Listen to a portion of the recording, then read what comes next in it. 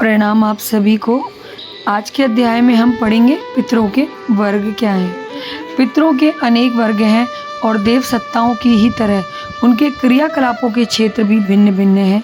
प्रत्यक्ष मार्गदर्शन, गुण संकेत, दिव्य प्रेरणाओं तथा आकस्मिक सहायताएं उनसे उपलब्ध होती हैं। विपत्ति से त्राण पाने, सन्मार्ग का अग्रसर होने पर मानवीयता के क्षेत्र को विस्तृत करने, सामाजिक प्रकृति का पथ प्रशस्त करने में उनके दिव्य अनुदान दैवी वरदान बनकर सामने आ सकते हैं। सूक्ष्म शक्तियों के रूप में वैसे भी वे क्रियाशील रहते ही हैं और अनीति, अत्याचार, अन्याय के क्रम को आकस्मिक अप्रत्याशित रीति से उलट देने की चमत्कारी प्रक्रिया कई बार उनके अनुग्रह से ही संपन्न हुआ करती है। ऐसे श्रेष्ठ पितृ सचमुच श्रद्धा भाजन है। इस संदर्भ में एक नया पक्ष और भी है, वह यह है कि जीव सत्ता अपनी संकल्प शक्ति का एक स्वतंत्र घेरा बनाकर खड़ा कर देती है और को अन्य जीवन जन्म मिलने पर भी वह संकल्प सत्ता उसका कुछ प्राणांश लेकर अपनी एक स्वतंत्र इकाई बना लेती है।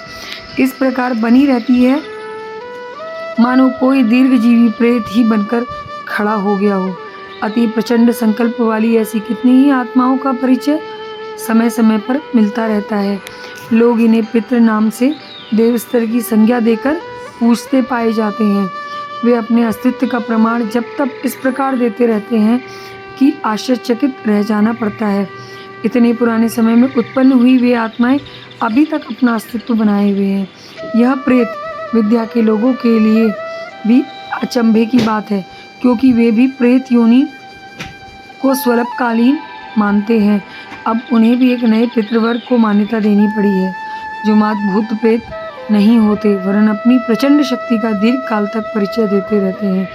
हजारों वर्ष पूर्व उपरांत उत्पन्न आत्माएं अभी तक प्रेतावस्था में ही हैं। यह मानना असंगत और असमीचीन है। वे अभी तक निश्चय ही नए जन्म लेकर नई गतिविधियों में जुट चुकी होंगी।